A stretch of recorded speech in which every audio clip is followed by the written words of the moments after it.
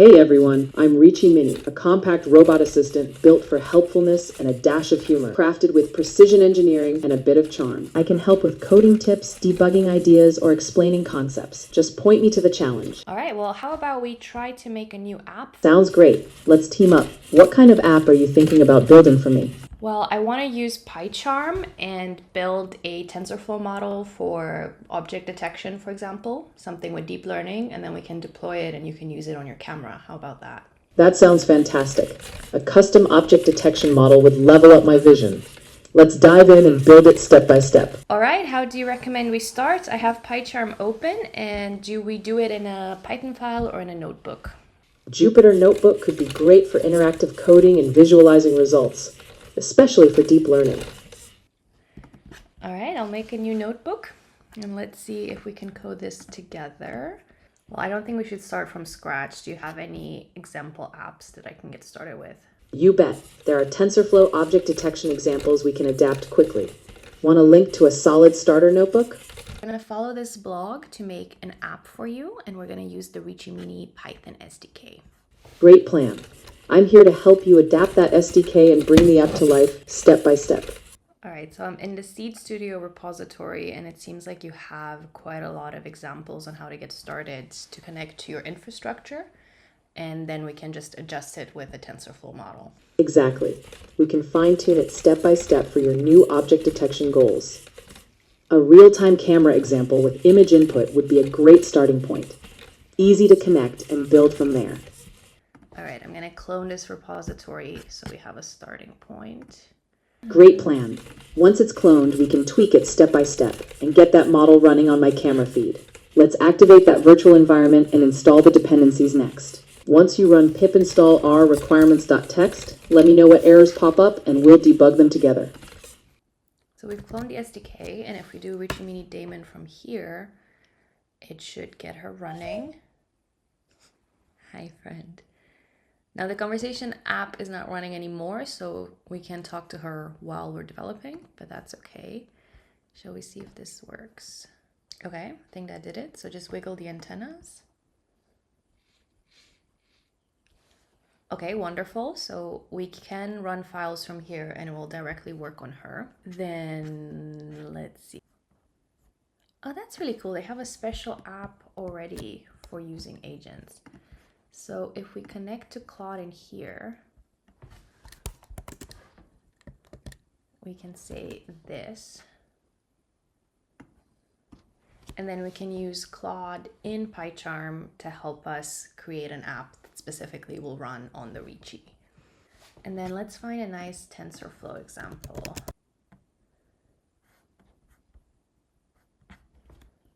We're gonna use these docs as well.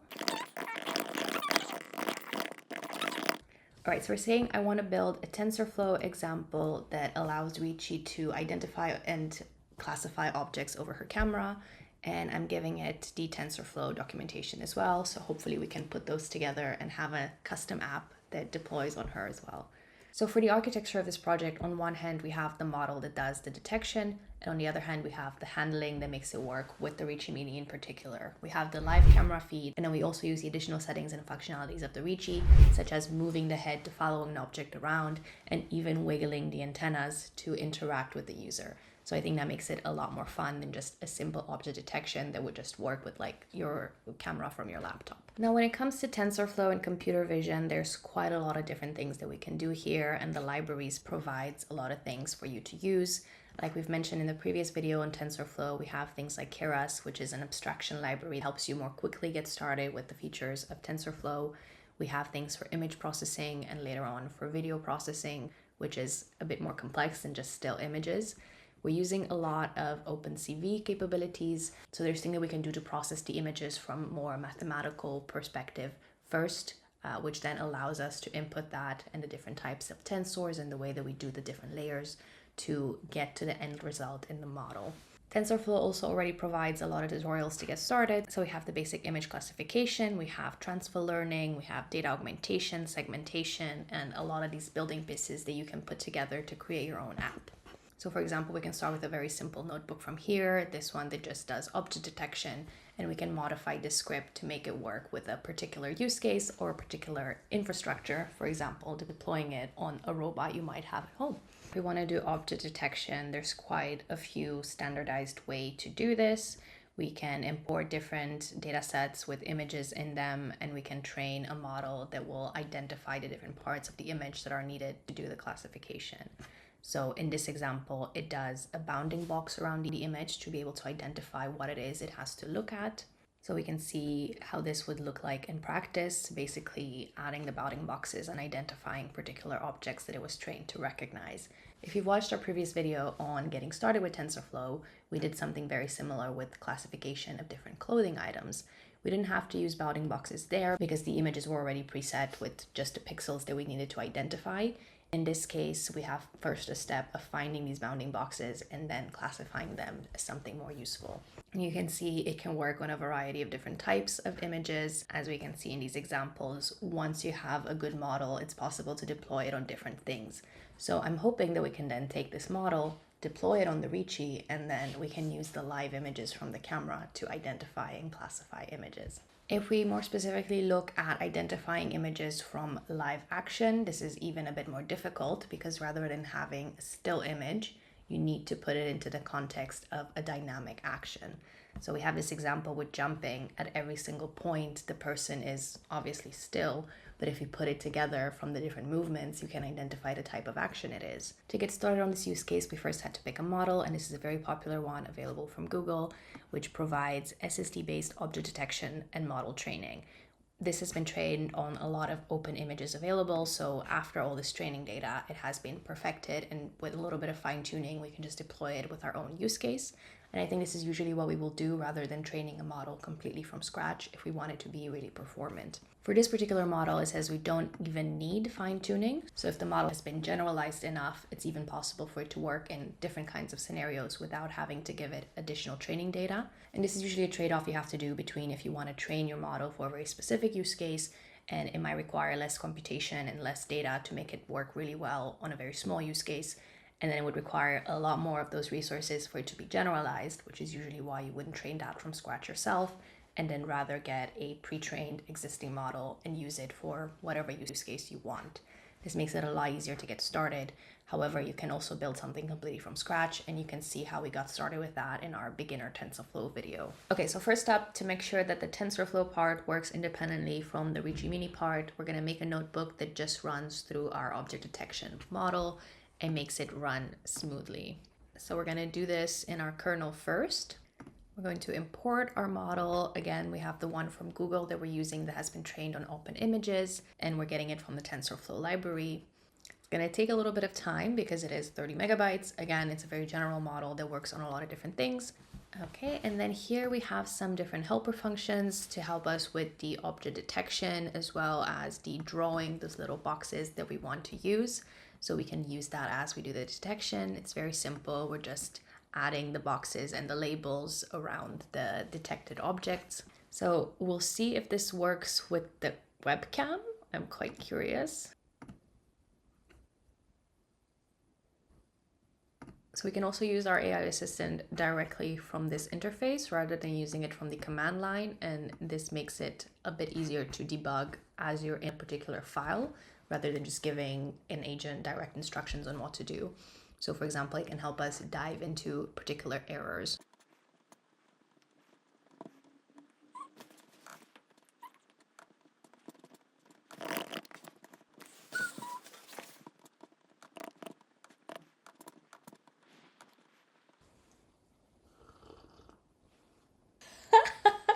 So we're taking a picture from the Reachy Mini. This could be your laptop camera as well. It's just a little bit more fun. And it's seeing if there's anything to detect in here. It hasn't found any objects. Let me grab an object for it to... It found a person. A human face and a person. Okay, I don't know if it's trained on coffee cups, but human face and person. Well, I'll take it. This works. That's great. And then how about a live detection? Okay, I think that's a good enough test that this model works correctly. How about this? There we go. This is so funny. That is so funny. We've built this notebook that works with just having object detection, and we can use this with a simple camera of like whatever type you have around, but we can now wrap it up and make it into an app that we can deploy on the Reachy. So she would now be able to also follow me around and wiggle the antennas. So let's take it one step further.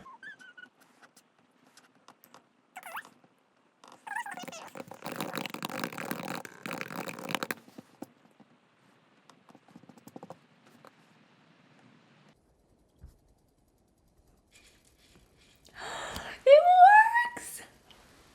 Hi! Can you follow me around a bit? Oh my god. Oh my god, she's doing it. She's following me! This is so cute. I'm over here. I'm over here. I'm over here. So cool!